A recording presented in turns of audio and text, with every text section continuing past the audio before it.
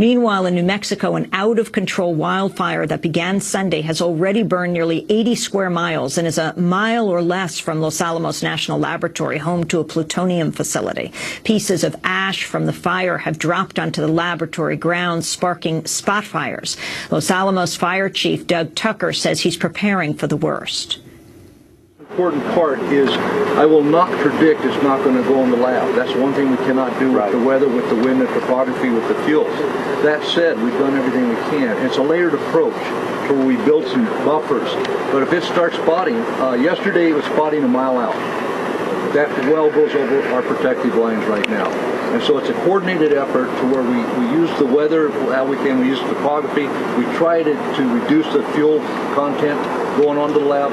I will not say it is not going to go in the lab. We're doing our best to keep it off the laboratory. If it spots on the lab, we get really aggressive about putting it out.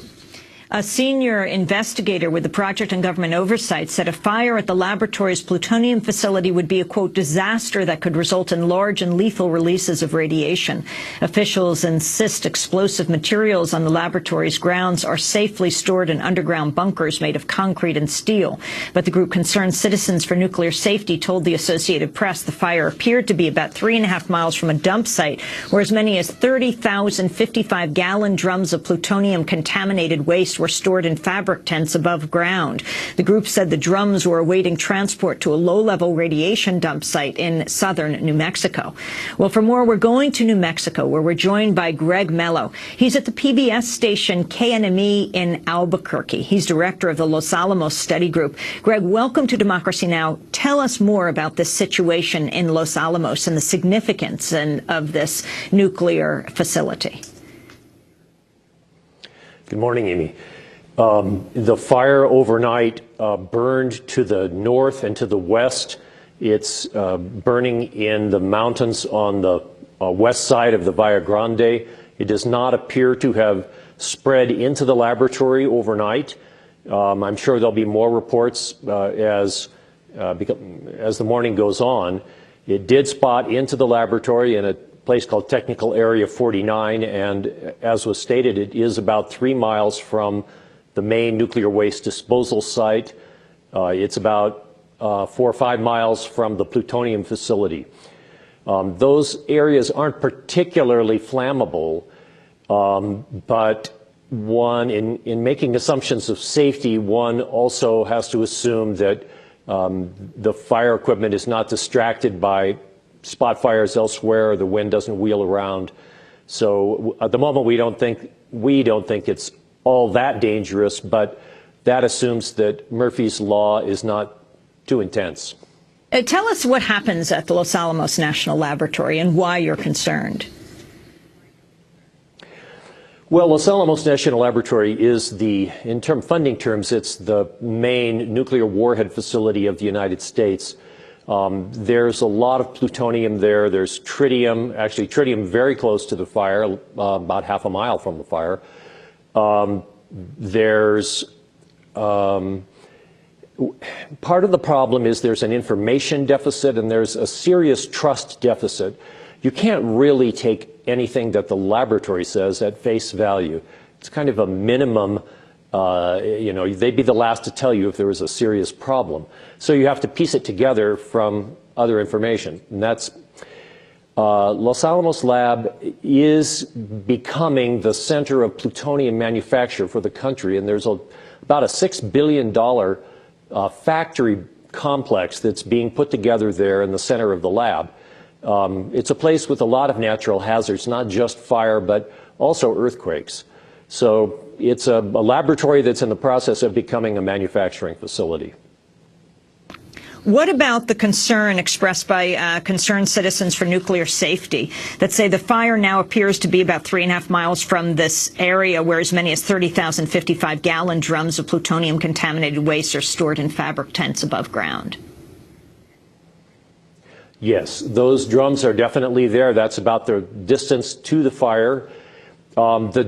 Without an external fuel source, those drums probably will be difficult to catch on fire. Some are flammable, some are filled with cement paste.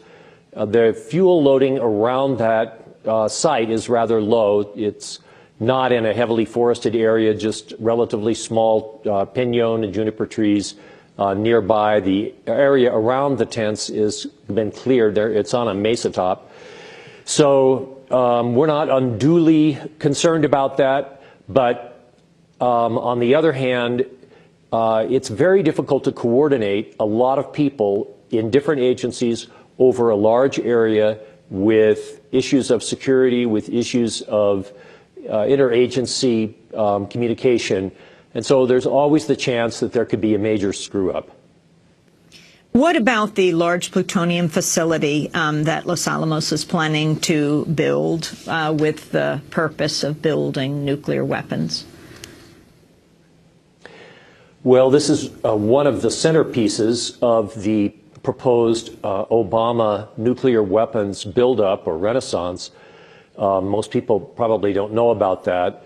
In an effort to get the New START treaty ratified in the Senate, the White House made a lot of promises to Republicans, including building a new factory here at Los Alamos for plutonium warhead cores called PITs.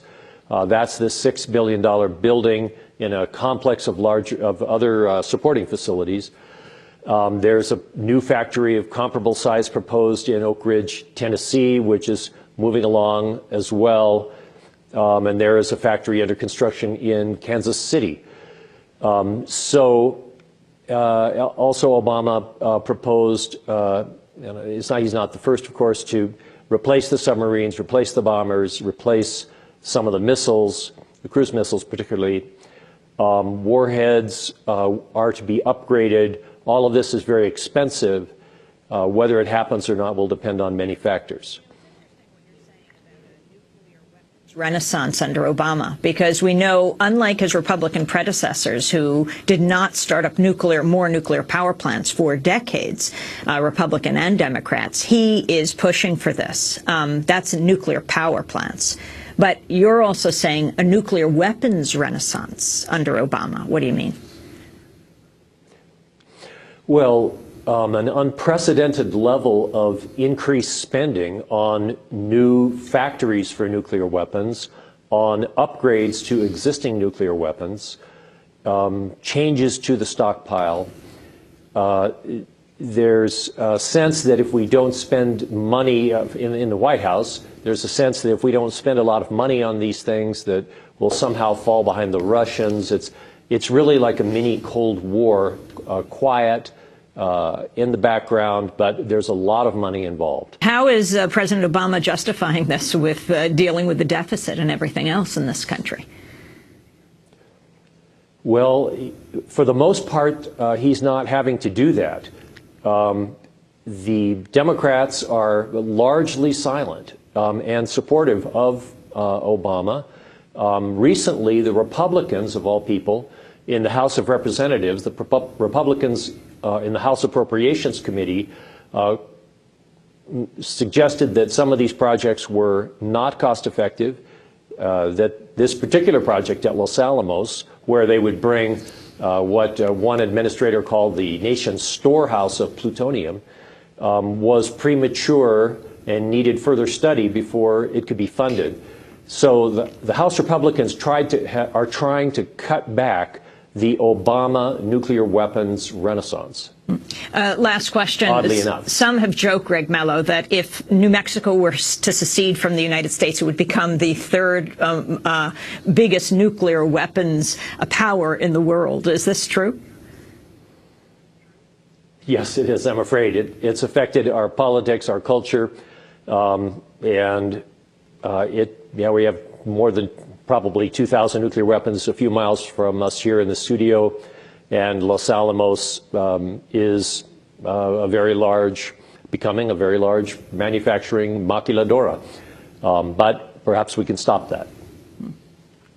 Greg Mello, I want to thank you for being with us, co-founder, executive director of the Los Alamos Study Group. He's joining us from the PBS station KNME in Albuquerque, New Mexico. This is Democracy Now!, democracynow.org, The War and Peace Report. Back in a minute.